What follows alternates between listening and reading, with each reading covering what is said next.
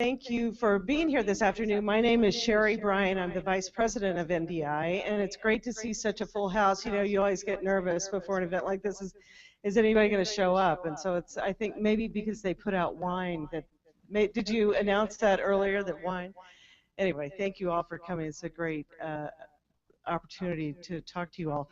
The first thing I want to say that the Wi-Fi password is democracy with a 0 instead of an O. I sound like I'm echoing a little bit.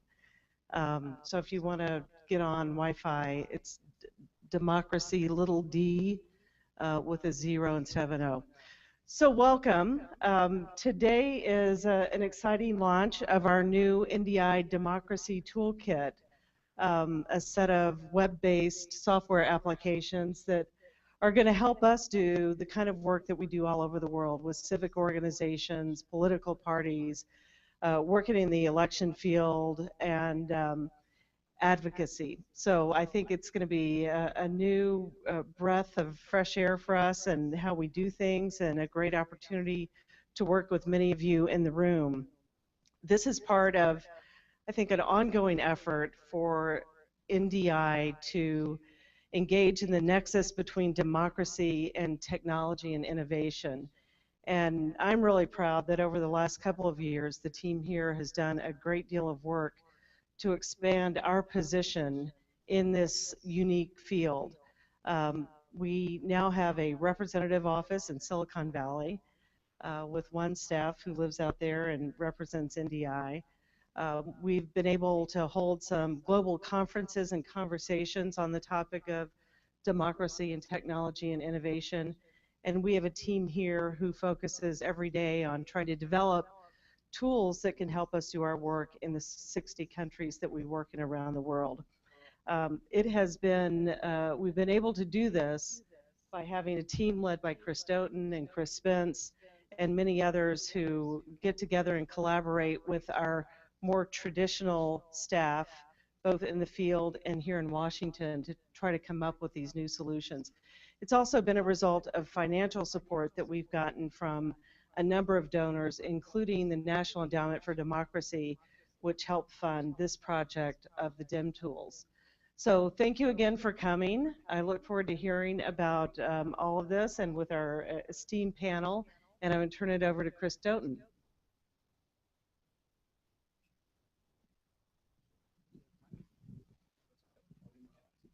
Hi all, thanks very much for coming today. Really excited to see you, and we're really excited to be talking about this important launch today. So, can we go to full present mode, please? Thank you. So we're here to talk about DemTools, the Democracy Toolkit. Technology is really changing the way that I turn on my clicker. All right. Technology is changing the way that people connect with each other and with the world, and that's not news to a lot of the folks in the room here. It's altering the relationship between citizens and governments, between people and between voters and political parties, and among the different civic organizations. And NDI has been at the forefront of thinking about these technology for development questions for the past 15 years or so. Since we started working with Chris Spence wiring the legislature in Namibia way back in the day, and we've been continuing on that ever since, working across the 60 and some country programs that we have, trying to think about ways to apply appropriate technology tools to our work. So it's not really, I think, a surprise to any of the folks here that international development work is hard. It's challenging. It's not always successful. It's also not a surprise that technology is a little bit hard sometimes. It doesn't always work properly right out of the gate. So, you know, what does that mean for technology and development? It can be a really hard problem. But at the same time, we've seen firsthand here in the United States how new cloud-based technologies are really revolutionizing the way that corporations work, that governments interact with people, and so on. It's changed the ways that we work and play and do our jobs here in the developed world. But it's really been the case that these cloud technologies have, to a large degree, left the rest of the world behind. Civic organizations, political parties, also deeply affected by this stuff. So the developing world has been left behind in this push to cloud technology in a lot of different ways. So one of the things that we've been thinking about is open source technology. So open source is a great thing. There's a lot of great stuff out there. Committed international or committed geeks who want to create something, share it with the world, and make the world a better place. And that's great. We're a big fan of open source, and NDI does a lot to support development of open source technologies. But I like to say that open source is free in the same way that a free puppy is free. It's not the initial purchase price that's really the problem. It's what you do with it in the years after that. And so open source we've found is not necessarily a panacea in our sorts of work in the developing world. So we've been banging our heads against this problem in the world for years, trying to find the right sort of solutions for our partners. And we think that we've got something good here with DemTools. So DemTools, the Democracy Toolkit, it's a radical departure for NDI. It's a big shift in the way that we do our business, and we think it's a bit of a change for the way that the international development and the democracy and governance world does it as well. Got a little bit sinister in here now. So these are open source web applications designed to serve the needs of the civic organizations, political parties, legislatures, and so on with whom NDI works every day out there around the world. The citizens of the world are coming online in huge numbers, and we want to be able to try and find ways to connect them to these building blocks of democracy and help them have the same sorts of tools that empower civic groups in the more developed world do their job more effectively. So I'm going to give you a quick introduction to the different DemTools we're launching here today. The first is elections. So election data management is a huge problem. There's some of my colleagues from the elections team here. Citizen monitoring of elections is one of the most powerful tools that groups like NDI have used over years and decades now to help local organizations provide an independent check on the status of elections in their country. It's a great way of trying to handle challenges of some of the civic violence that can come out of election situations. So there's a lot of opportunity there, but it takes a huge amount of data to make this all happen. Thousands of observers across the country sending in information, text messages, and so the elections DEM tool provides a way for groups to process that, to analyze it, to visualize it, and to come up with, at the end of the day, the answer to kind of what does this stuff all mean.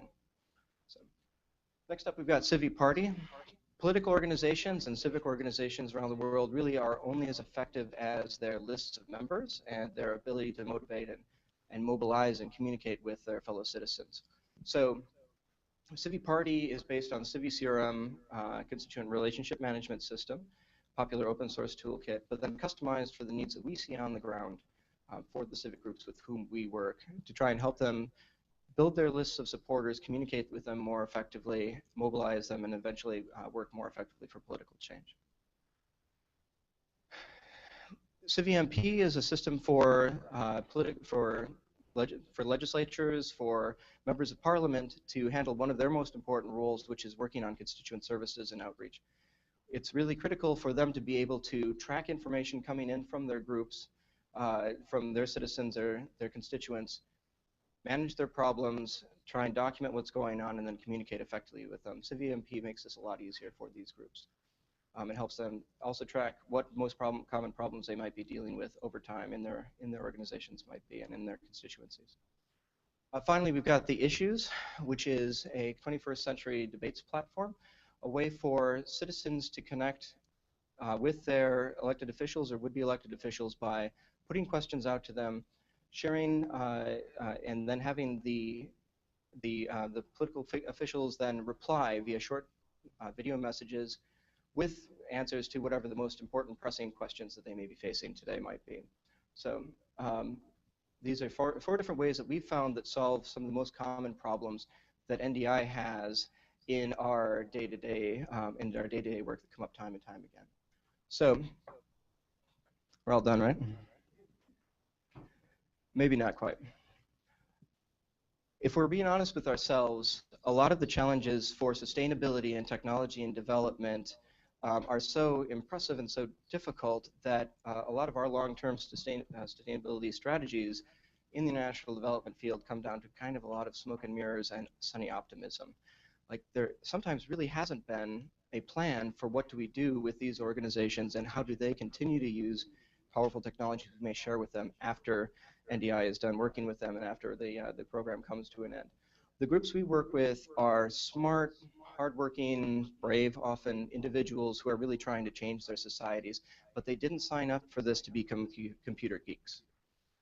And it's not very easy to make some of these things actually happen. So there's something that we've started calling the geek gap. There's a problem out there where the civic organizations trying to make a change, not having access to the people they need to actually make the technology they want to have sing, or the things that would empower their organizations. They just don't have access to this kind of staff. If they do, if you train somebody up, then they're going to get poached by business, or worse, by another NGO, which really, really kills. So we're also happy to announce today NDItech's DemCloud.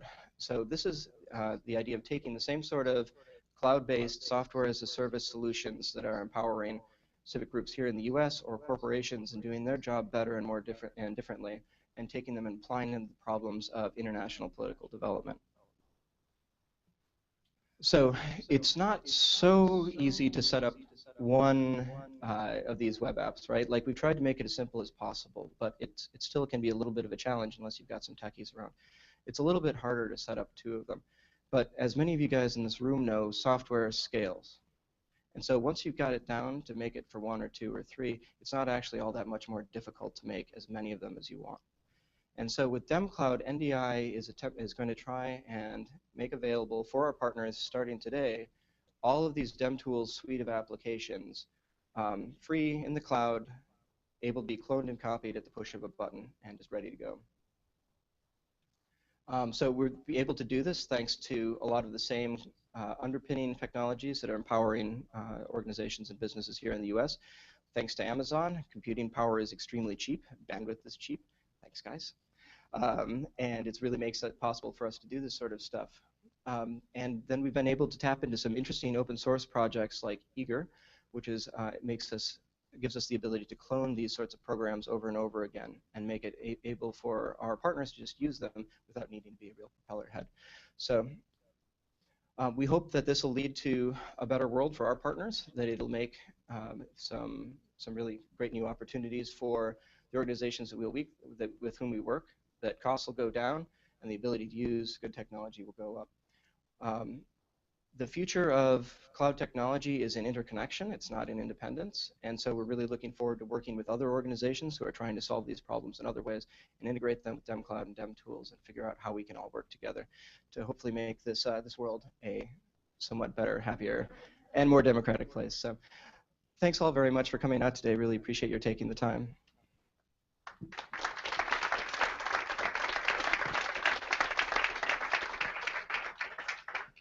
So now, before we turn it over to our panel, I wanted to pull up my good friend Michael Murphy, who's NDI's country director in Belarus. Michael has worked with us on a couple of these projects, an early version of Civi Parties, and then implementation of the issues for his organization. So Michael's going to tell us just a little bit briefly about how working with DemTools went for him and his country program. So thanks, Michael. Great. Thank you, Chris. Thanks, everyone. I'm glad to be here to talk about ePromova, which is the prototype and the case study of the issues platform that Chris had talked about that's being rolled out by NDI today. This was, the ePromova project was a project initiated by the NDI team and really by Chris as well, sitting on our whiteboard a few years ago, talking about some of the key problems in Belarus.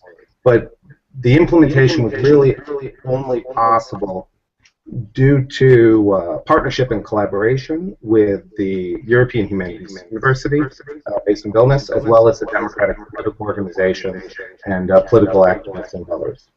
And I'm going to take this off because of feedback, if you don't. So ePromova was developed in response to very specific needs identified within the closed Belarusian political and media environment. Namely that, one, there was limited space for political organizations to actually get out their ideas and talk about policy alternatives. Government media is basically closed 100%, and the opposition media really wasn't that interested in talking about issues. What they were interested in was talking about, political conflict between Lukashenko and the opposition, or conflict between the opposition themselves. As a result, you have a political democratic opposition that's really not that focused on talking about issues, and instead they're focused on talking about things that are going to interest the media, the political conflict, or talking to their base electorate who's reading all of their websites, paying attention to what's going on in the independent media. And so they're sort of talking in circles rather than trying to engage sort of ordinary folks on issues that are mattering to them, because we see in Belarus that there is a demand and an interest in alternatives, in possibilities for change, but no one's yet meeting that demand and providing good, clear alternatives. So the goal essentially of ePromova is to try to step in and break this cycle of communications, to give the political organizations a tool from which they can directly engage with the public, and give the public an opportunity to directly re-engage with the parties, to ask questions, to give commentary, to try to demonstrate to the parties that there is actual demand for real discussion on issues rather than just sort of the petty politics that often dominates the discussions. At the same time, by bringing up more of those issue discussions, by demonstrating through the platform a diversity of ideas and an interesting political debate, trying to get the media more interested in grabbing onto some of these discussions and promoting it out to a broader audience. So the tool came about because of the problem, not the other way around, which I think is the way it has to be for these tools to, have an impact. Identify your problem, find a tool, and try to solve it with that tool, at least partially. ePromova is really, from every step of the development, has been a process of collaboration and cooperative support. From the initial sort of idea, was immediately brought to Belarusian political parties, brought to media, brought to civil society, and we got buy-in and interest from them before we move forward. Is this something that you think would be needed, would be used by you, particularly the parties in this case? Secondly, NDI's ICT team came up with this great idea of, rather than building something for us, which was well beyond our financial abilities for the Belarus program, was to create this platform with no support that would give us the opportunity to have a foundation which we could build on. And that's essentially what we did. We took the foundation that's being rolled out today to everyone, and we used that and brought in local designers, local graphic artists, and essentially created the epromova.org platform. And at the same time, built a very strong partnership with European Humanities University Media Hub and a group of student interns there to develop content, to develop the capacity for filming the political representatives, so that as soon as we were ready to launch, we had things to fill it up with and discussions to actually start from day one. And lastly, the partnership now continues, not only in continuing to film content, but really in getting the word out, which is the ongoing challenge of how do you promote this, how do you get interest in the site, and we're really dependent on our partners in political parties, in civil society, in media organizations, at EHU, to use their own social networks in combination with the social networks that are associated with ePromova to get the word out and get more people viewing the platform. I'm getting close to my time, so let me just talk about one more thing, which is that in order for a program like this to really have an impact, it can't just be sort of a cool tech thing that you really throw out there, sort of something you sort of hang like, look, we're innovative. It really has to interact and connect to everything else that you're doing. A big part of NDI's work in Belarus is on outreach between political opposition and citizens, and building that communication between citizens and political parties, between different sectors in the political environment. And this is what ePromova allows us to do. It allows us to take all of the other work that we're doing and sort of channel it into a new outreach mechanism. In addition, it has allowed us to create more diversity and to help the political parties, to encourage them to create more diversity in their own political communications. Not only a diversity of what's being talked about, but diversity of speakers. In the general sort of political media, you're seeing the same speakers again and again and again.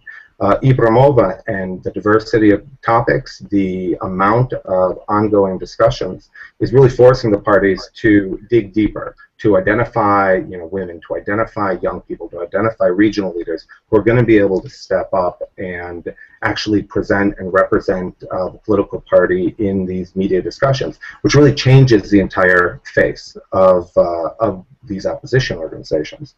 And lastly, having a platform like this allows us to take some of the trainings that were good but didn't necessarily have a practical outlet, an immediate practical outlet, such as a communications training or a working with the media training, and give it an immediate sort of practical element. You're going to get trained, you're going to improve, you're going to learn how to speak, and then you have to go out and actually do it.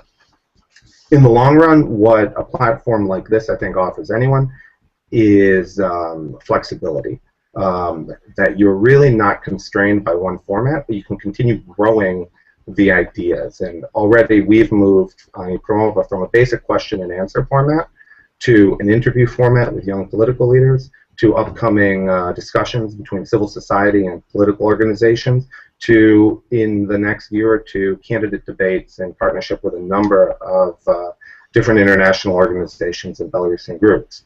So you always have the opportunity to adjust and be flexible and keep creating content that's going to keep the audience engaged and continue to build that relationship between citizens and politicians, which in the long run is one of the main goals of NDI Belarus's work. And I will stop there. So thank you very much. Turn it back to you, Chris. Thanks a lot, Michael.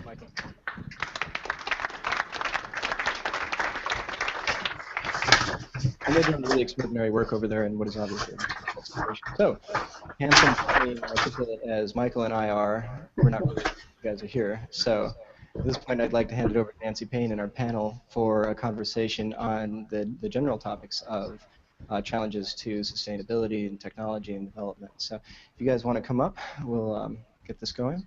And you'll find in your handout, you'll find the bios for all of these panelists. They're all very impressive and interesting people. So, over to you guys. The other guys will have to just pass one back and forth. That's okay. I'm hoping that we can all speak loud enough and you can hear us okay. If you can't hear me, give a shout. But I think hopefully you can muddle our way through this. Thank you all for coming. We really appreciate it. I can speak on behalf of the panel to say we all greatly appreciate and your interest in this topic. We're all, I think, working to figure out how we apply this ever-changing technology environment to the work that we do. So it looks like lots of people have a vested interest in that as well. I think there's a little bit of feedback. I'm just going to move the mic down here. As Chris said, I'm Nancy Payne. I am the Deputy Director of the Peace Tech Initiative at the United States Institute of Peace. For those of you who don't know what USIP is, we are the country's global conflict management center. We're created by Congress in the 1980s to prevent, mitigate, and resolve violent international conflict through nonviolent means. The Peace Tech Initiative program is actually working at the intersection of media, technology, and data. So in addition to some of the challenges that we find in the development world, compound that by a lot of the challenges that you find in insecure conflict zones around the world. So a lot of the things that my team and I, many of whom are here, thank you all for coming, are trying to tackle is how you apply, again, the nature of the changes going on right now with media, technology, and data, and how all of those things are converging, how you apply that to conflict zone. So like NDI, USIP actually works with a lot of different actors from government, from the private sector, and from civil society. And all of those people are represented here on the panel, so thank you all for joining. Let me introduce you, please, to this very distinguished group of panelists that we've got. The bios, as Chris said, are in your handouts, so please take a look. But starting at the far end, we have Macon Phillips from the State Department's International Information Programs. We've got Doug Van Dyke, who's General Manager of Amazon Web Services Public Sector Team.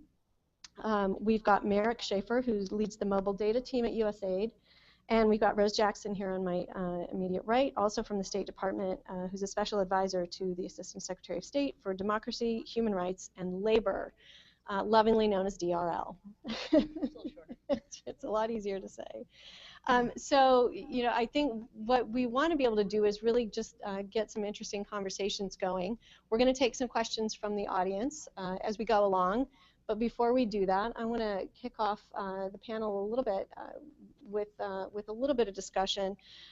So as background, just so you have it in front of you, but both Macon and Doug have domestic political experience, and both have worked in government and both worked for the private sector. Macon ran the White House digital strategy for 4 years before going to state, and Doug worked on Obama 2012 from the AWS cloud vendor side. And the scalability of the cloud was a really big factor in the technology success of the Obama campaign.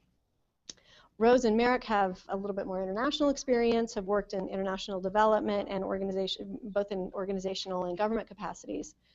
Merrick has more direct technology experience, mostly in mobile and health sectors. And Rose is a democracy expert who worked at NDI at one point in her career, so she's very familiar with a lot of things that we're going to be talking about. So to start out with, I want to find out from Macon, you know, given your time at the White House and your current role at State, how are you seeing technology effectively used in advancing the political goals? Well, thanks for the question. Thanks for having me here. I should say that I should point out that I also, in some regard, worked for NDI 9 years ago. Was hauled in to pitch Chris Spence on all sorts of ideas. So one of my first jobs in Washington was figuring out how we could help NDI, and I fell in love with NDI then, and I'm just thrilled about these latest tools because I think they're a really creative approach to really supporting its very important mission. So thanks for having me here.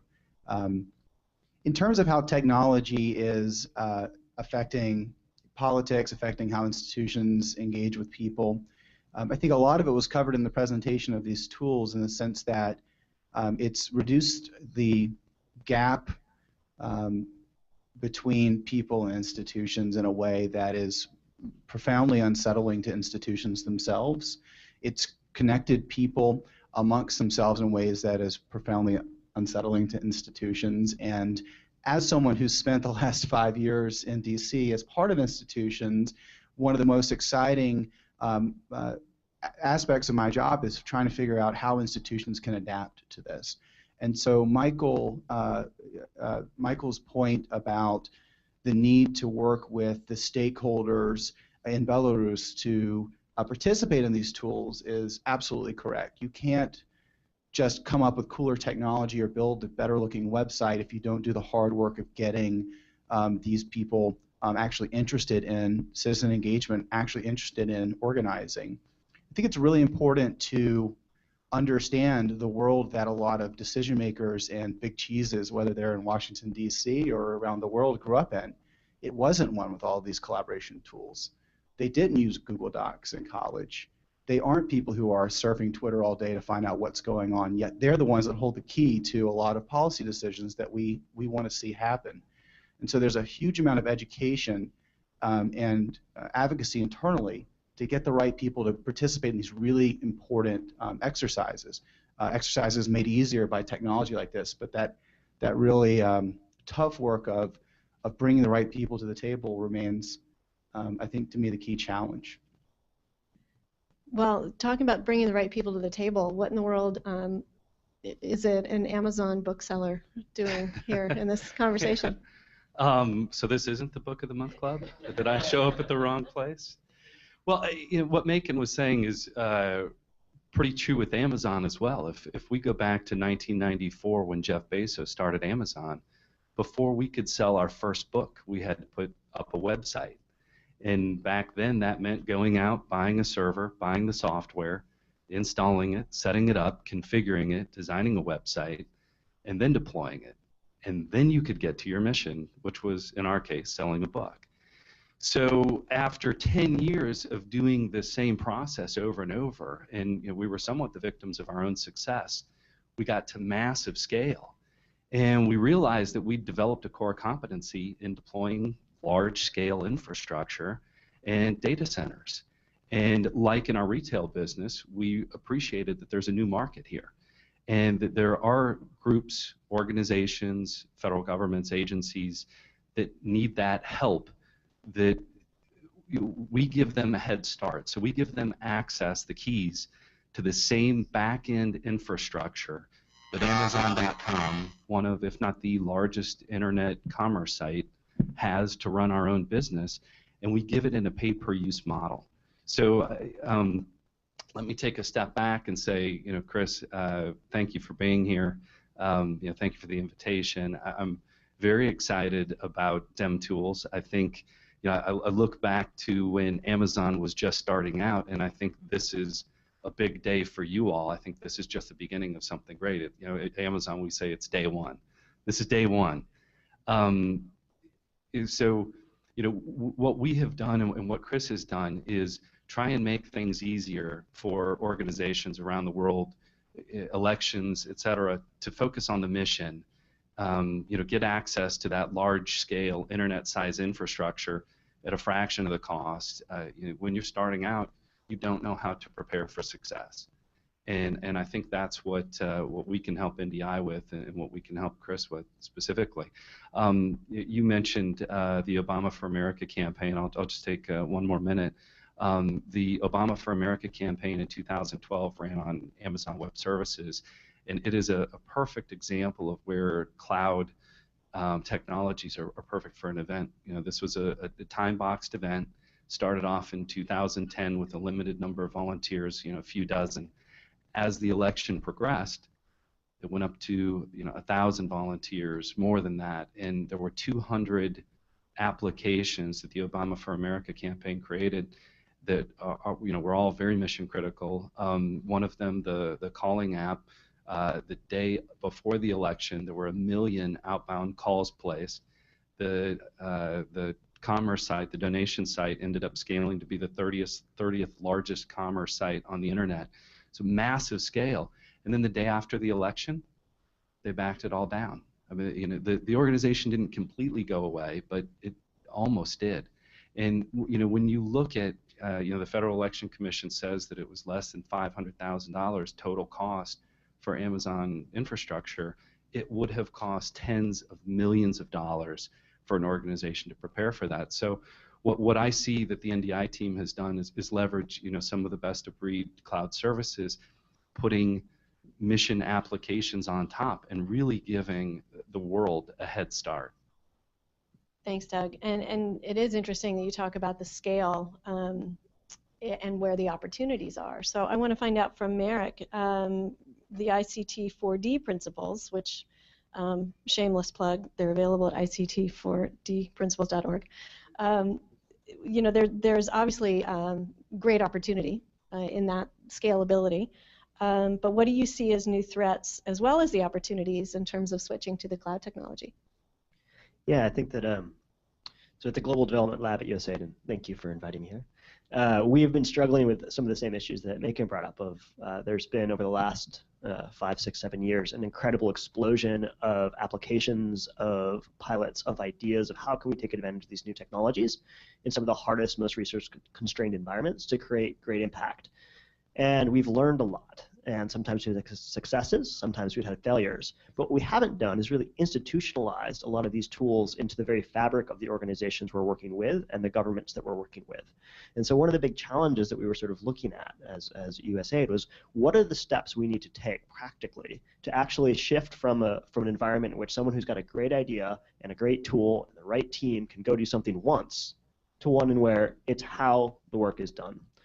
And so the principles was a set of best practices, very similar to the digital playbook principles that came up today, or a couple days ago, from the White House. But we put them out a few months back and got pretty wide endorsement amongst the donor and UN community. And basically some of the things they say is if you're going to start something, you need to think through scale. You need to think through sustainability. So I think what NDI has been doing here is basically taking a lot of those ideas and those lessons that have been learned and saying, look, instead of us doing this again and again in country after country, which unfortunately is how we've often been utilizing these technologies, we're going to really try to consolidate that investment and get a centralized focus and provide one service, one tool that can be reused again and again. And this is a very hard challenge when you've got a lot of different organizations, often which are both friends and competitors simultaneously in really difficult environments. And so to create incentive structures where there really are building blocks, digital building blocks, that the work that development professionals can actually use is really critical to let development professionals get back to doing that work rather than scratching their heads and trying to figure out why the server's not working and trying to figure out like can they get the guy on the phone and it's 3 a.m. and the thing's not broken and where is he in the world and can he log in? Like we need to move away from that and get to the point where we can really just do the work that we're focused on. Yeah, you know, we talk about going from a one-time versus this is how we do things. And Rose, you've actually been an implementer in the field, but are now working, you know, kind of on the inside, so to speak. What do you actually see as the best role for government in technology and development, having seen both sides of it? That's a good question. And to follow on my fellow panelists, thank you, Chris and NDI, for inviting us to speak and for convening this conversation.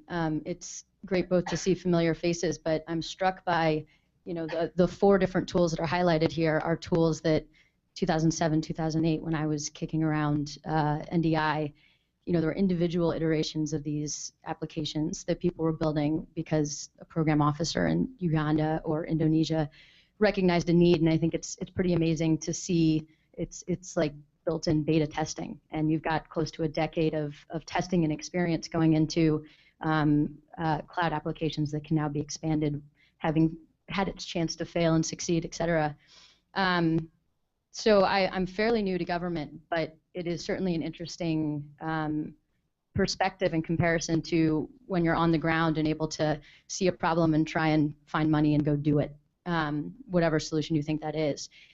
And government is big and hard to change and adapt. But what it is, because it's big, is a wonderful platform to convene and to elevate certain important questions and conversations.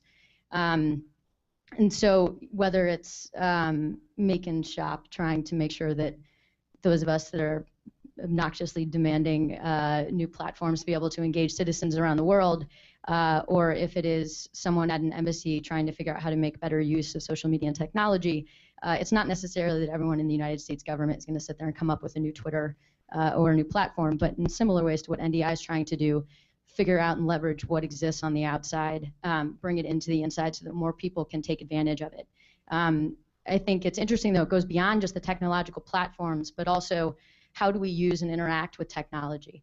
At DRL in my bureau, we end up engaging on technological and internet issues much more from the perspective of human rights and internet freedom. And there's a lot there. I like to use the analogy of, you know, we can talk a lot within the ICT for D space about how exciting these new tools are and all of the opportunities that we have with what's coming on board. But sometimes we forget that we don't get to just run down a football field without anyone trying to tackle us.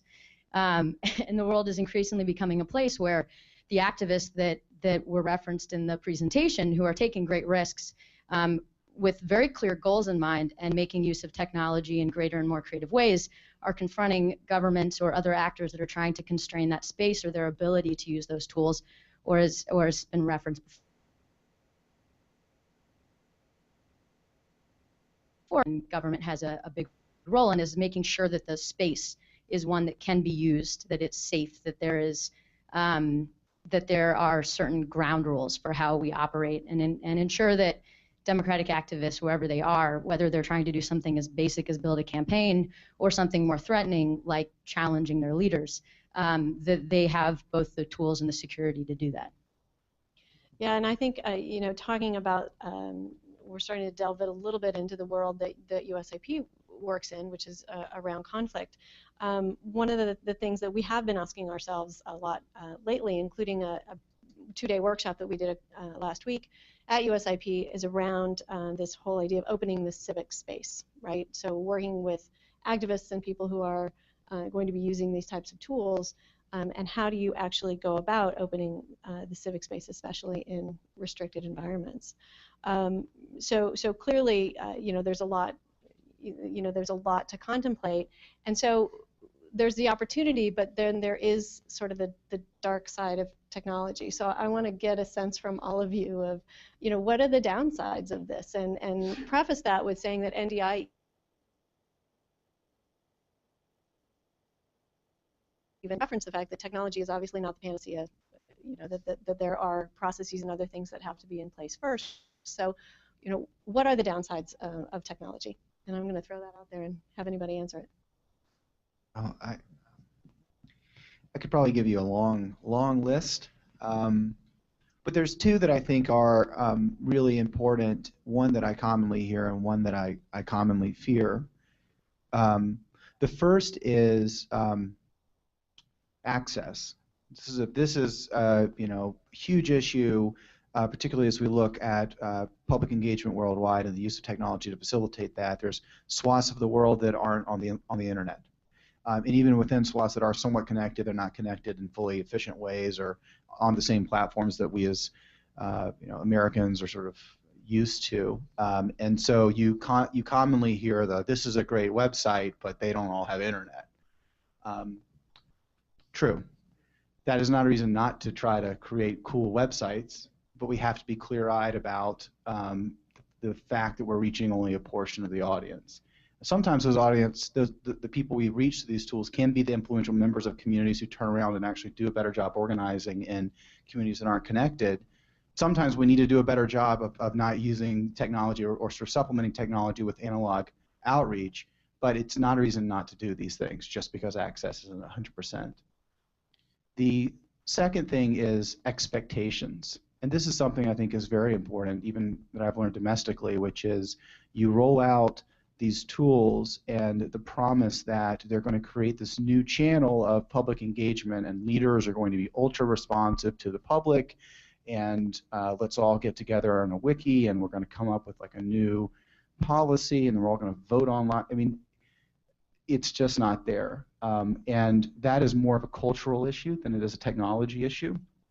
And as many tools as we can have, it won't solve the important work of shifting the culture of decision makers and policymakers to be more collaborative and truly interested in public input. I'm proud to be part of an administration that I think is more interested in that than any in history. But I would also be the first to say we're not perfect either. This has been a challenge for us as we've moved forward. But if you look across the world, you have both countries that are completely out of touch and countries that are incredibly in touch. If you look at Estonia or other countries, they are really forward-leaning here. So across the world, when you're looking at these tools, it's really important that you follow through on the promise that they offer. Otherwise, we run the risk of creating a cynicism about these tools that we already see manifest itself through things like clicktivism and all this sort of stuff where people want it not to work. They just don't trust institutions anymore. And a lot of times they're right. So as the people who are pushing these new models, we have to make sure that we're there on the follow-through of the substance, not just the new tool.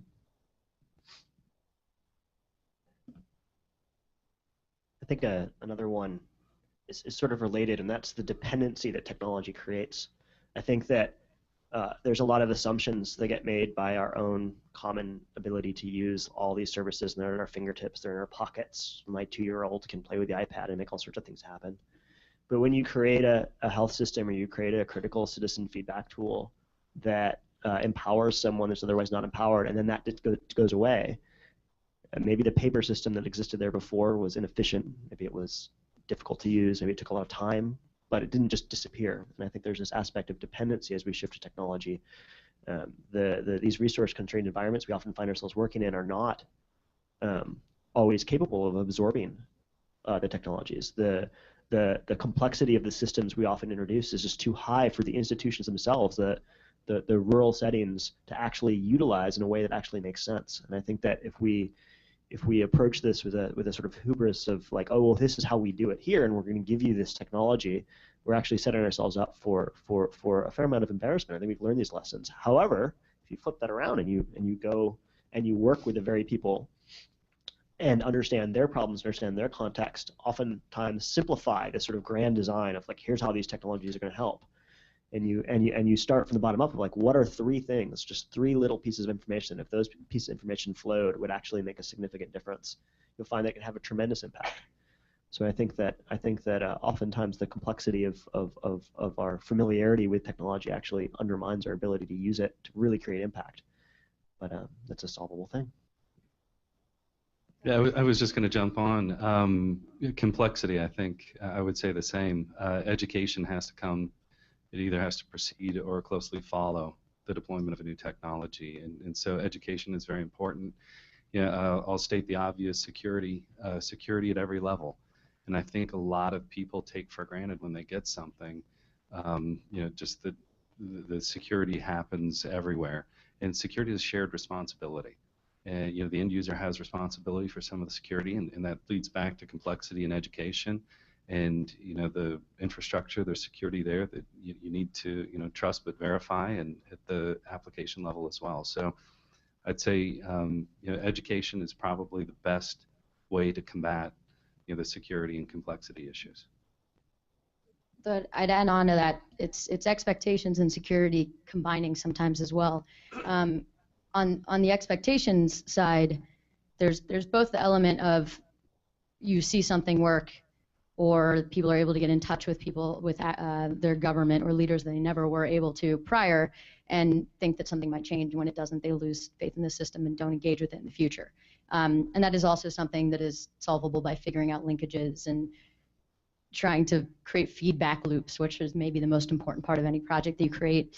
But on the security side, there's also an expectations element to that.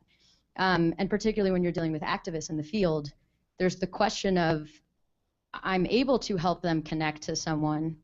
Will they assume that they are protected in ways that they're not because I'm helping them do that, or because they're unaware of the threats that exist? And so there are a lot of really interesting conversations happening right now about what's the responsibility of folks that are having conversations about things like DemTools or any of the other myriad of crowdsourcing applications that exist out there. Because we can offer it doesn't always mean we should offer it.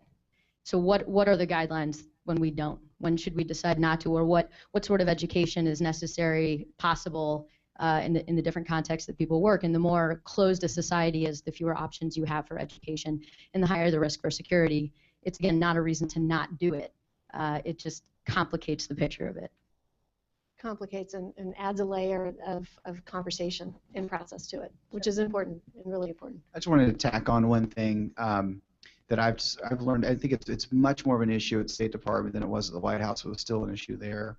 And for those of you that are involved in government, you'll know what I'm talking about. Is the paradigm of accessibility and the paradigm of security, and this idea that we have data security issues. We have to fortify things. We create this software that's ultra hardened, and then we put it out to the public and expect them to be able to use it, or we give tools to diplomats, or we give a sort of guidance to diplomats that put security first, and that has consequences in terms of our accessibility to the public. And to be honest, I don't have the right answer for that. I think that there's a tendency to overcorrect on security, and that's probably a good overcorrection. But as we try to strike that, we have to as we strike that balance, we have to recognize that it's human nature to overcorrect towards security and not make these things accessible. But if we want regular people to use them, we have to be able to embrace some level of risk, whether that's on physical security, data security, or otherwise. Part of citizen engagement is meeting the citizens where they are, not expecting them to come through the maze, over the moat, cross the drawbridge, punch in the retina scanner, and make it. We have to figure out how we can be out there in the public, whether that's virtual or real world. All right, I'm going to open it up to audience questions. Do we want to Do you need a mic? Share. All right, so who's, anybody? No, in the back. I know you. So developing open source tools in developing countries is the model that this is developed here in the US and that people will magically take them and do those little graphic apply changes, or are we actually talking about engaging technologists in developing countries to take ownership of the software themselves, and how does that work?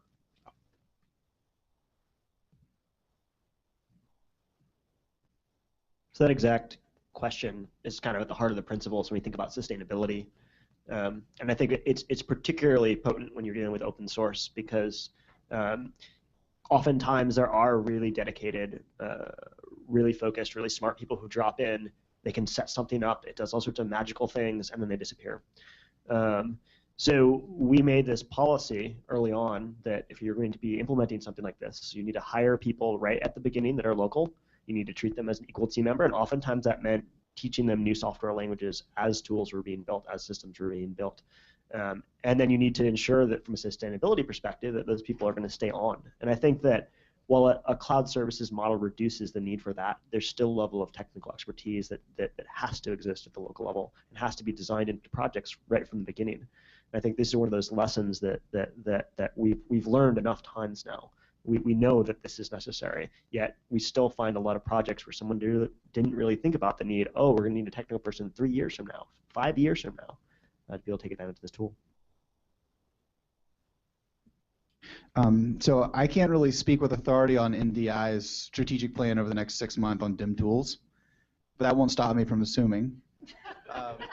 The first is I think you heard it from Michael in Belarus that first off this is built on solving an existent problem that and that is a problem I would imagine isn't just the case where he is, and so to some extent there's already sort of the built-in audience of people who are, one would hope, asking for this kind of thing, and then that they'll be partners with NDI moving forward to work on. And that gets at, I think, the point that was made a few different ways at the beginning, which is liberating the grantees to focus on the harder problems, the thing that I tend to dwell on, which is convincing decision makers to participate in these things and actually finding the public and marketing these things and getting out of the business of server acquisition and development. And so one would think that would be at least what we'd see in the short term, and then who knows if it works. And I think you look at larger developer engagement in the medium and long run.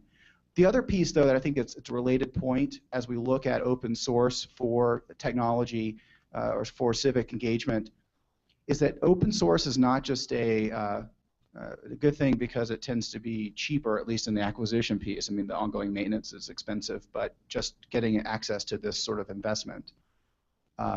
It's also introduces standards into the technology landscape that allow for portability of data across different systems. So what I think is really exciting about DemTools, and this is probably not NDI's #1 talking point, is it introduces standards into the civic engagement environment that might allow a grantee to try their tools for 2 years and then more easily go to the next cool thing that is out there without having to start from scratch. And that kind of flexibility, I think, is really important just generally for the health of the ecosystem. Well, and beyond just technology, it's kind of a part of this same bigger debate in development about building local capacity and even making use of more local staff, et cetera. I think it's something that NDI has been pretty good about worldwide and trying to employ people where they are doing projects.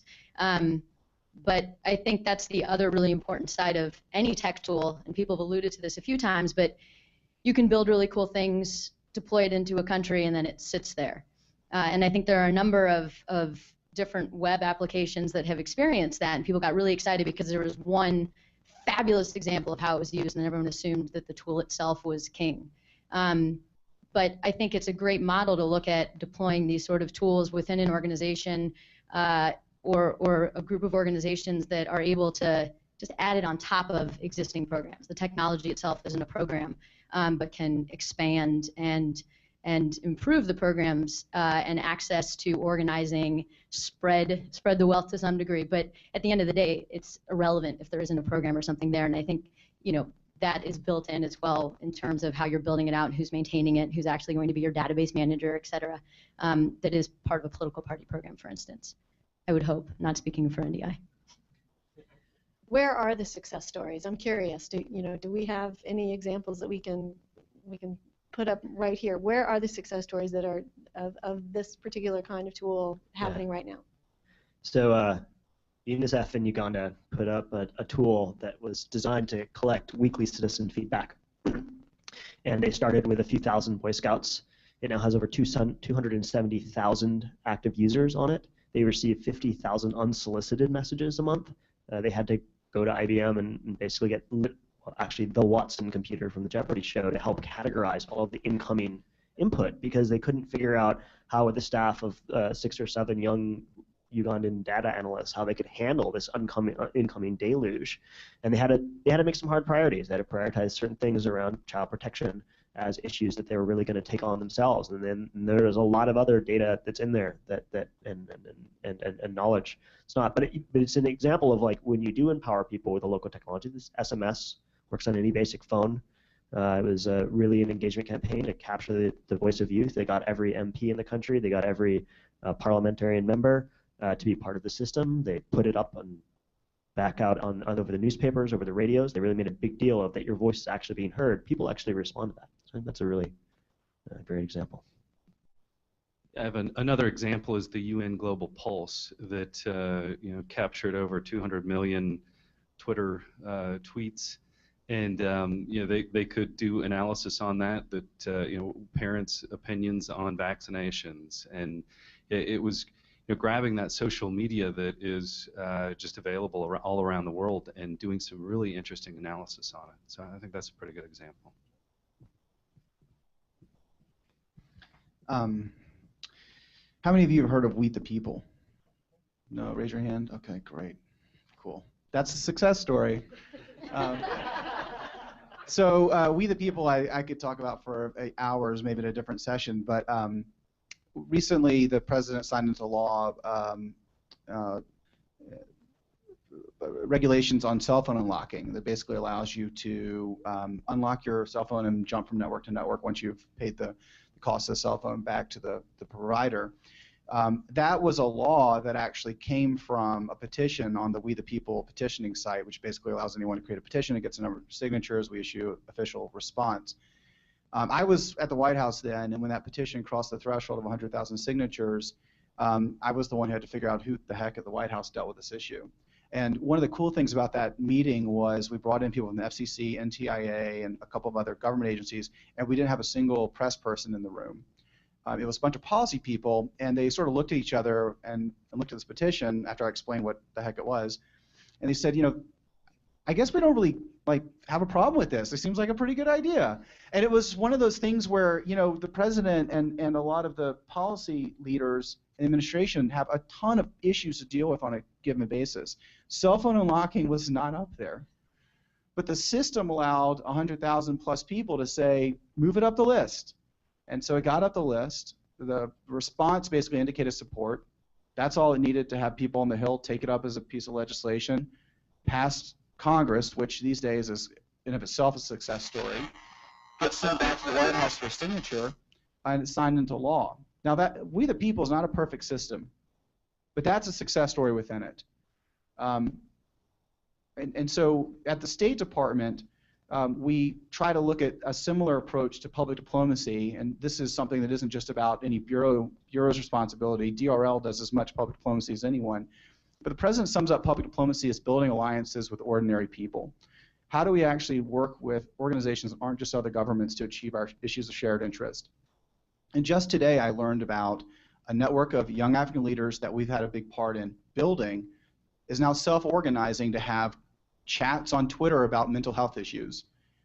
These are conventions of people in Africa that we're now going to provide subject matter experts to that is completely organic from these new networks that we've been able to help build. And so whether it's targeted advocacy at the White House or whether it's convening people and catalyzing networks so that they can actually come up with their own issues, we're seeing a lot of these success stories after years, frankly, of trying to really get the institutions to go along with it. Questions? Others? Why don't we take in the second row here, and then we'll take. Hi, my name is Giselle Lopez. Thank you, Doug, for mentioning the UN Global Pulse project. I actually was part of the UN Global Pulse project with a company called Crimson Hexagon. That was the first phase.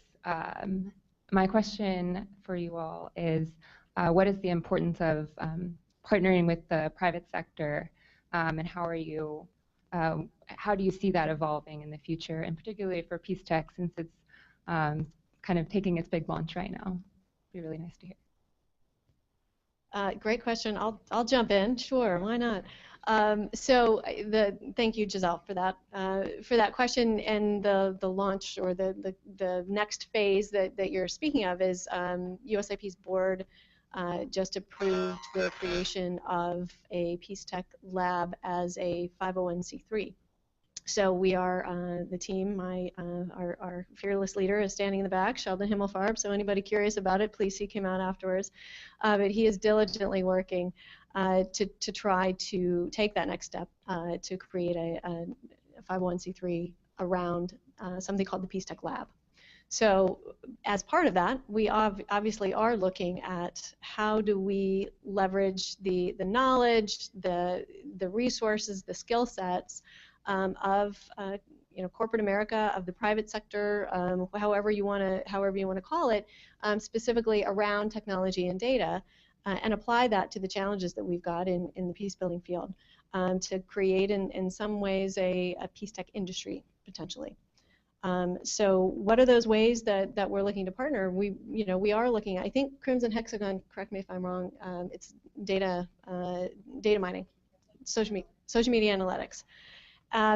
It's those kinds of companies where we're looking at companies like you that are out there working with marketers, with chief marketing officers and marketing departments, mining for data that has more consumer application, but trying to help us figure out how do we take the types of data that we're seeing that's coming in, whether it's protests happening across the spectrum, of any given conflict zone, of violence reports coming in from Nigeria, different hotspots around the world. How do we actually take all of that information in, whether it's news reports or individual early warning systems, and turn that into really actionable information? And we feel pretty strongly that we've got a lot of lessons to be learned from years worth of knowledge and different applications that are happening now. So we're going to be actively talking to those kinds of companies to figure out how we do that. I actually think the engaging private sector question is an interesting one, and maybe we should also listen to the guy in the private sector. But I've been. I'll hold back for just a second. 2 seconds. I'm going to give you a plug. You can sweep it up. Okay. Imagine I'll be this: quiet, the then. Democracy and Rights Kid. Okay, We'll I'll give just you be a plug. quiet. No, but it's fascinating. If you go abroad to any number of the places that NDI is working in, or other parts of the world, some of the first folks there are major corporations and companies, not necessarily because they think they want to go find some place there's a problem and do the right thing, but because there are markets in those places. But it's a mutually enforcing setup, and something that I think people are becoming a little bit more adept at taking advantage of. But I spent most of my time in East Africa and in Kenya. It's incredible to see the iHub that has been developed as a center that has been used for incubation projects for everything from the new Kenya Airways website to issues that are more closely aligned to democracy and rights issues. That's funded by. You've got Google, you've got Microsoft, you've got Nokia. Nokia wants apps developed for its platform because most mobile users in Africa use Nokia. And I don't think these are dichotomous options. And there's certainly more that we can do, but part of it is business is leading the way in a lot of these places.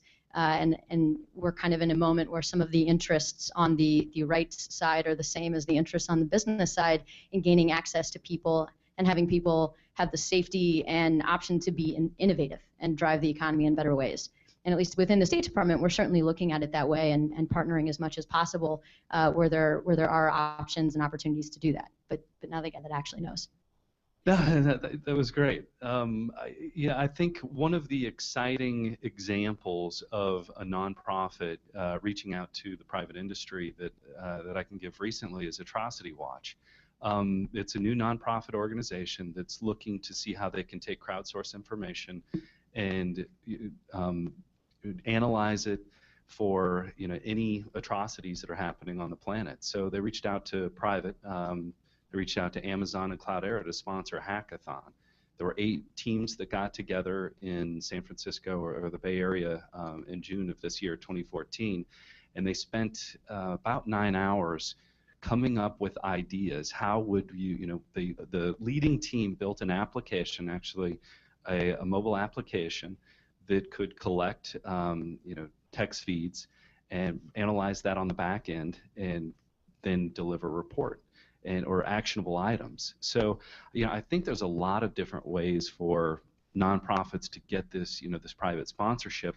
This was a great way that was really fast. I think Atrocity Watch has a good idea of what they could do really quickly to make a difference, and then take what the winning team has done, add different media feeds to it. They could do it, they could add, in addition to text, video, audio, pictures.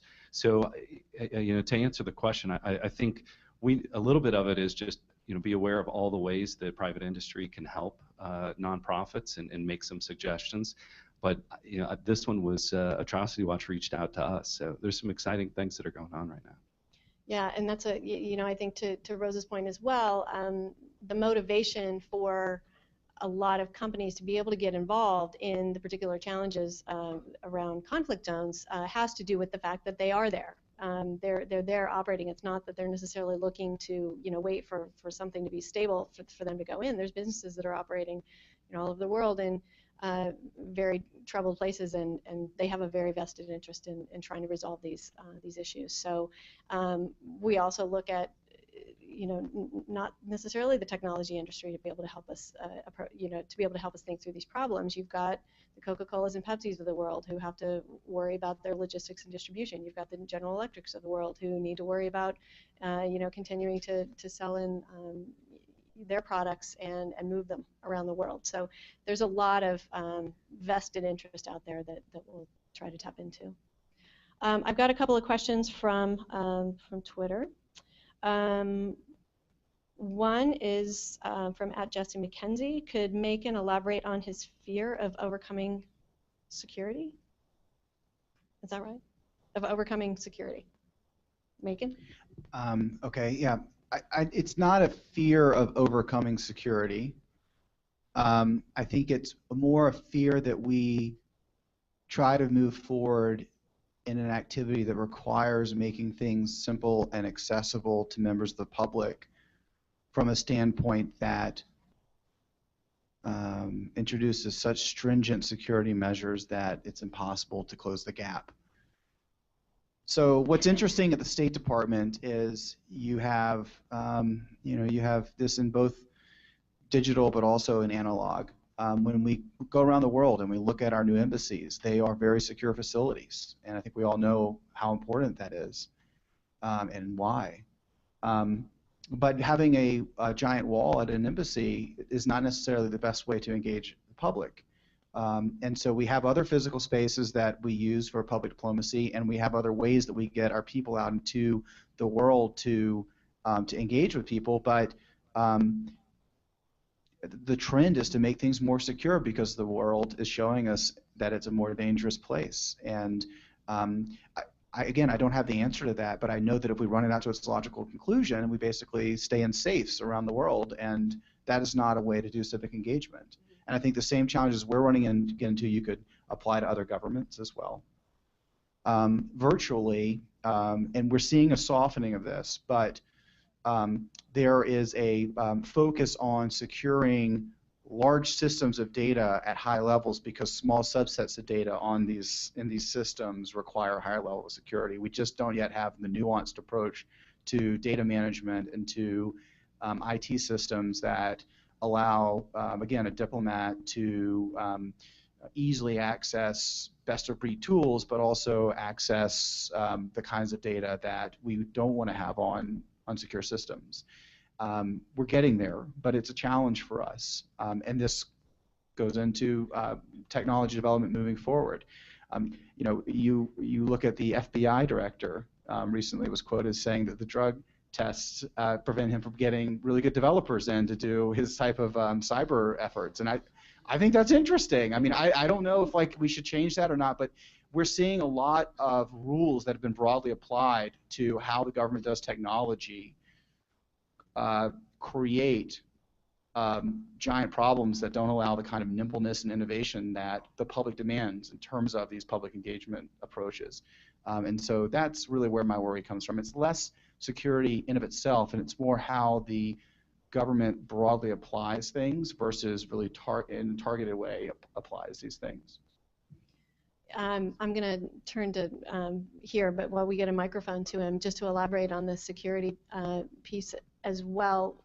The flip side of that, I think, it has to do with civic activists and people actually in the field, especially in conflict zones, and the types of security challenges they're feeling, not just physically, but also with technology, and how they actually, for instance, in Syria, this happened quite a bit, of being able to be identified and trying to stay ahead of the government forces that were actually tracking them. So there are things like the Guardian Project and other technology solutions out there that actually try to provide the equipment to be able to help activists and people in the field that are working toward change to be able to try to stay ahead, to stay ahead to be able to protect themselves. And I think the questions then become around security, how it is, as Doug said, it's everybody's responsibility. So if we are engaging with people in the field, with peace builders and activists in the field, we have to be just as mindful of their security as they are. So I think it does introduce It's a really good point that complexity. Just something being high tech doesn't mean it's insecure or that it's more secure. It just means we're drastically expanding the playing field. The number of actors in the playing field, the amount of data in the playing field, and the speed at which the playing field is changing. And that does not make security easier ever. So, I mean, it's just, though, to go back to my original point, we have to be cognizant that people tend to over-secure out of risk aversion, understandably, but you kind of have to always be pushing back on, okay, well, is this too secure? Like, is this even useful? Because if you secure something too much, it loses its value from a public engagement exercise. So I want to get to your question. So what's the 21st century version of ballot box stuffing going to be? In what ways will people be able to abuse or manipulate these technologies? For instance, with Atrocity Watch, would it be possible for some government or rebel group to get a bunch of people to write in made-up atrocities to justify their police actions or their rebellion? Is it possible that certain groups are going to be overrepresented or make their voices heard and drown others? And on the flip side, and I mean, we've all seen pictures of the Maasai warrior or the Bedouin herder or the Mongolian nomad with their cell phone in the middle of nowhere, but at the same time, there really are groups that don't have much access to technology and whose voices are likely to be drowned out thanks to our empowering the groups that are more educated, more literate, and more urbanized. So it's kind of a two-part question. Rose, why don't you take one or both? To your first question, I would say in some ways we're already there. I mean, the Chinese government has an army of hackers and propagandists that take to the internet and flood Twitter conversations, Facebook, whatever it is that they find objectionable to try and shape the conversation. The Russians do the same thing. We have countries around the world that are investing in what I'm calling, it's not the actual term, but repressive technology. It's not just not trying to actively enable people to access technology and expand their voice and interaction, but trying to suppress that or use technology in ways that endangers people, as we were referring to before. That doesn't mean we don't do it, and I do see some people react even now to the threat of something being taken over as a reason that we shouldn't engage. But there's some element of risk in any sort of successful technological engagement, period. If you're not allowing some element of risk, it's not going to be successful or useful because it's not opening up a new avenue. it is about balancing that. It is about making sure that people that are participating are cognizant both of risks and the reality of what's around. And there are kind of, I wouldn't say fail-safes, but there are procedures you can put in place to try and decrease the power that folks might have in trying to drive that propaganda. The other point I would make is it's frankly not a technological problem. If you look at what's happening in Russia right now, it's a complete domination of the information space, which does include the internet, but it includes radio, it includes television, and we understand that to be profoundly dangerous for a number of different reasons. But not to use technological tools or not to use the internet doesn't actually fix that problem. It does mean that we should probably pay closer attention to these challenges. Yeah.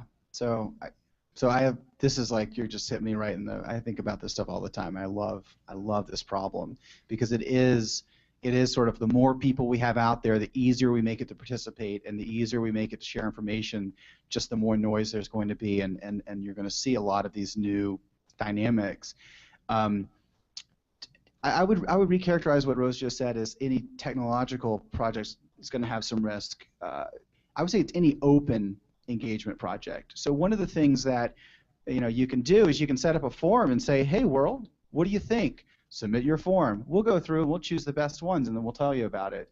And that that's a play you see, and it's okay, it's valid, particularly if you have a very narrow audience and they're all kind of in the circle of trust with you about what you're doing. But for people, for true engagement on contentious issues where there's no right answer and you're actually trying to have a debate about it, you have to have open systems. It has to be something where anyone can do anything and see what everyone else is doing and have some faith that the system is actually bigger than the institution convening it. And of course, with that lack of control, create space for what I would say are bad actors, but I work for the U.S. government. Who am I to say it's different viewpoints, so it's this sort of open space. I'm reminded of a conference I went to. I think it was Netroots Nation or something in 2005, or it was one of these blogger conferences where they had this panel of journalists, esteemed journalists, who got up there and said, these days on the internet, there's so many lies out there. How can you believe anything that's published on the internet? And someone pointed out that some of those popular blog posts were actually legitimate corrections of newspaper articles, like, hey, you got that wrong. So if I could choose between a world of a smaller space for information, but a more controlled space, versus a larger space where we have to come up with solutions to sort through it to provide the kind of information that we want, but there's still the opportunity for people to correct and challenge and push, I'll take the latter every day, and I don't think I'm alone there. But it's messier, for sure. The last point I'll make, because I love this stuff, is it's less to me about ballot stuffing or rigging sort of contests. The more pernicious and scary thing is the sorting and siloing of the internet. So if you read Filter Bubble and Eli Pariser's stuff, or you look generally at the variables, all of us logged into our Facebook accounts, Facebook will be showing us things based on different qualities they know about us. We have kids, our gender, where do we live, and if you expand that to worldwide, you start to understand why people in Iraq who are using social may see things very differently than someone who's in Tel Aviv. And when they're searching Google for answers on things like, what is, questions about education policy or questions about the United States, these robots are going to start making choices about their answers that aren't transparent to them and reinforce biases. That, to me, is a little nuts. And it's a huge problem. And believe me, I'm sure the tech companies are aware of it too, but that's much more subtle and scary to me than, a bunch of bots trying to rig some Twitter vote. Like, let them do that. That's a short-term thing. The long-term thing is, how do we give people access to information, but also access to different viewpoints? And that's what makes me excited to be in the line of work I'm in. Yeah, and Merrick, can you address the second part of that question as the mobile guy in the room? Yeah, so I think these technologies increase the potential dialogue with such an incredibly larger amount of people. To say that, oh, there will always be some subset of people that we can't reach with these technologies is something we should be aware of, something we should try to plan for, but it certainly in no way should limit our newfound reach. I've spent a lot of time trying to convince yam farmers in rural Nigeria that if they use the SMS system, there will be someone in the government who's looking at why they didn't get their fertilizers on time or why the seeds are late. And they're like, what? they've never ever in their entire lives have they had any channel of expression to institutions and governments, and you know, I think that power is unbelievable. And yes, they didn't have good mobile coverage, but you know what? They knew where the anthill was, and as standing on top of the anthill, I got reception there. They get reception, they queue up, and you go to the top of the anthill and you make that call or you send that SMS. And I think that people are amazingly the spread of mobile phones has happened faster than any other technology ever in the history of humanity, and people's ingenuity on how to use them and how to find a way to access the ability to communicate with others is just something that I think we should never cut out. There was a tree that people would, with a little plastic bag loop, they would stick their little Nokia phone in that, send an SMS, and they'd walk away, and they'd come back an hour later because it was the only spot in the village that had a connection, and they'd pick their phone up and be like, oh, got my response back, great, because it was the only spot that had connectivity. So it's just amazing the millions of ways that people find to make these technologies work for them. I'm going to do one more Twitter question, and then we can take one more from the audience. Doug, I think this might be an interesting one for you. What should be data collection rules for vendors in the civic space, or maybe just broaden that to what really should be the data collection rules when we're talking about applying different tools to development? Wow, that's a tough question. So data collect. What if can I phone a friend? Just kidding. I was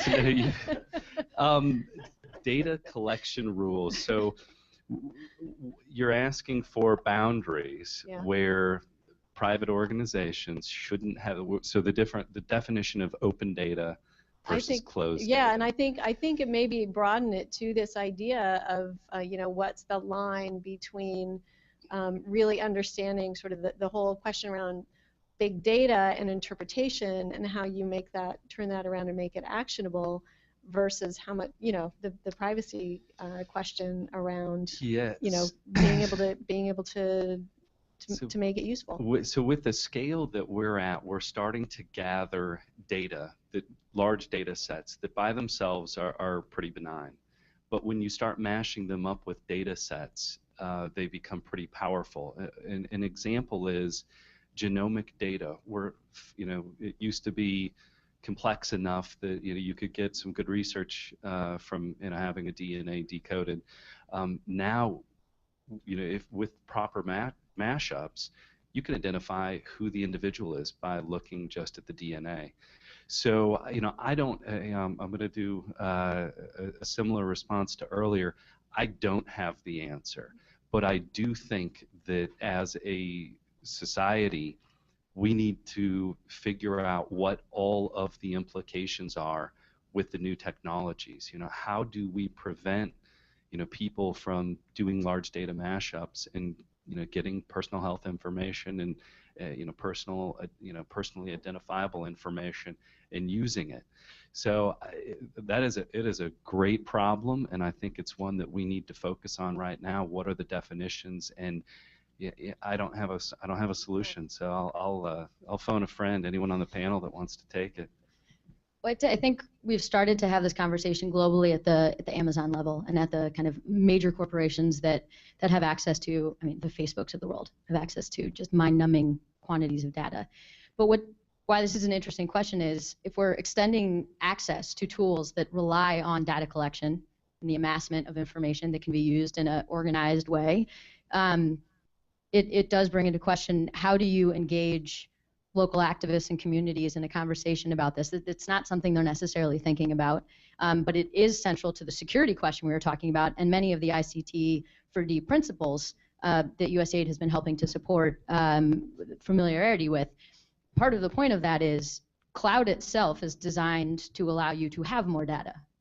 And sometimes with countries that we've mentioned before that find that to be threatening, that don't want activists to be able to do these things, that's the first target. I mean, it's the easy sitting duck of something that you want to go towards. So there's your first layer of just the security question of what kind of information are you collecting on people, and how secure is that data that you have, that you feel comfortable collecting what information. So it can't be a standardized answer because it depends on your situation. And then beyond that, I think this goes to the broader development conversation, which is, are you being forthright with your clients or customers or party advocates about why you're collecting the information, what you want to do with it, and having some sort of agreement between each other that's why you're getting it, not just hoovering things up without some sort of broader conversation. But that's an area that, frankly, will need more development and work, and I think the ICT4D community is farther ahead than the rights community on that question, and perhaps in the D&G space. But it's an interesting and difficult question, one that I think we'll be grappling with for a while. One more audience question. I see somebody back here. Or you can just maybe shout it. Oh, no, you can't because we've got a webcast. Sorry.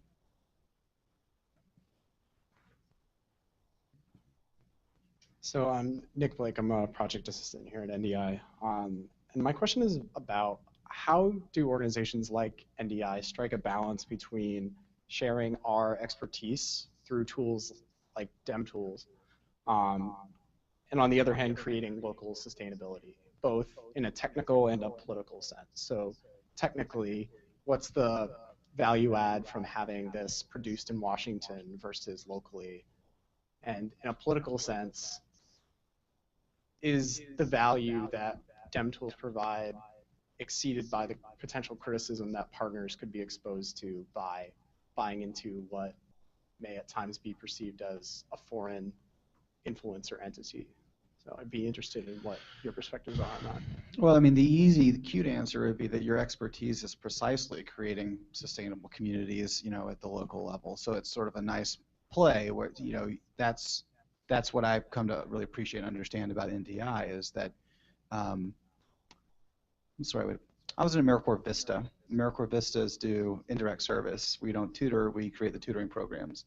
Similarly, I would think NDI is not about replacing any democracy in any country or any civil society organization as much as they are about creating space in the environment, offering the resources for that to happen at the local level or at sort of the regional level. That's what I think from just the briefing that we got on the DemTools stuff and just my knowing Chris and just the general state of the art in this area is that's really the powerful point about how the United States approaches these kinds of tools generally, is that we put them out in a viewpoint agnostic way because we're not afraid of that kind of empowerment. And in fact, we encourage dissent.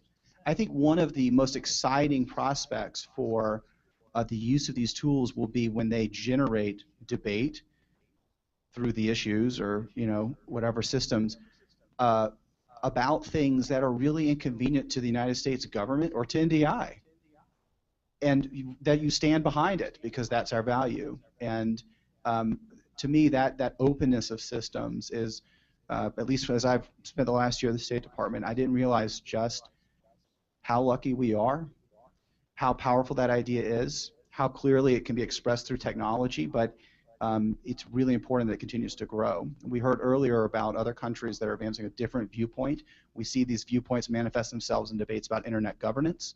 We see them manifest themselves in all sorts of issues at the country level. We aren't afraid to engage people who disagree with us, and we don't require a certain viewpoint to participate. We require an openness, and that to me is really the undercurrent of how NDI or any organization that's trying to be successful in this space should approach these projects. And I think the funny thing about technology is, where do you draw the line, right? So like, I'll tell you a little bit. If you take the hood off these tools, right, you've got Drupal and you've got Django. Both are extremely complex technologies developed by people from all over the world based upon PHP and Python, right? Like, as you work your way down the stack, at what point is this infrastructure and the infrastructure it's riding on, and the mobile networks that are installed? At what point do we say, oh, this is us dropping in some new thing that's foreign, right? I mean, everything about how these tools are made. If we say, oh, we'll just give the software frameworks, we will build these own tools. It's sort of a false way of thinking about this sort of capacity building. I think if you look at the sort of progress, the rapid and transformative progress that these technologies have made in the last 10, 15 years, a lot of the engine of Silicon Valley that's driving all of these changes is all of these pre-built tools, pre-built services that you can plug and play and snap together in new and incredible ways, often on AWS, but others as well. that give a person who has an idea the ability to execute that idea themselves. And I think that in many ways these sorts of like services allow someone who says, hey, I want to start the dialogue, I want to have this conversation, I want to get feedback from the government, to actually be able to do that without saying, okay, so I'm going to sit down and I'm going to get a book on Python and I'm going to read that book and then I'm going to build this. It's really about what are we trying to empower and what is the capacity we're trying to create and what is the sustainability we're trying to create. I think that might wrap it up. That's a really good ending point. And I want to say thanks again to Megan, Doug, Merrick, and Rose for what hopefully was an interesting conversation, and to the team of Chris Spence and Chris Doughton. Thank you very much, and all of NDI for having us here. So thanks again.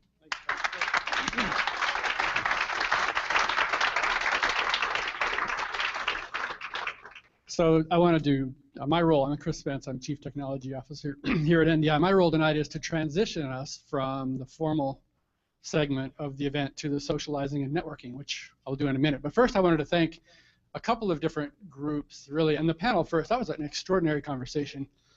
So thank you all for being here and for contributing to this conversation. And I can't imagine a better debate. It was really a really great conversation. So thank you guys for that again. Second, I want to thank my staff and the NDI staff who pulled this event together, not just the event, but the toolkit, because a lot of blood, sweat, and tears went into this over a very long time. I think it's important for us to recognize that the staff here are really trying to solve these tough democracy problems, and I tip my hat to all of the folks, many of whom are in this room, for that. Finally, I want to thank you all for being here. And fourth, and not the least, the National Endowment for Democracy for funding this idea. It's a risky idea. The NED is an example of a funder who was willing to take a risk, and they were willing to try something that we hadn't tried before, and not many organizations had. So again, I want to thank the NED for the funding of this. We've got an ongoing plan to maintain this platform and really roll it out, and in a year we'll know how it went, and there'll be a lot of lessons to share, and I'm sure we'll continue to share them publicly with you all over the web and over the various channels that we do that. So in terms of transition, I wanted to invite you all to have a cocktail and have food. There's food and drinks over there. We've also got demos of the DemTools set up behind the screens. We'll raise the screens here in a minute. So several of the team will get behind the computer, and for those of you who actually want to see what they look like, feel free to do that. And then at 6:15, in about 30 minutes, we're going to wander over to Silo, which is a bar just down the street on 5th Street. Just take a right out of the building and a right on 5th. Half a block down, and we're going to continue the conversation and socializing there. So we invite you all to join us. So with that, let's give our panel one more hand, and thank you all for being here.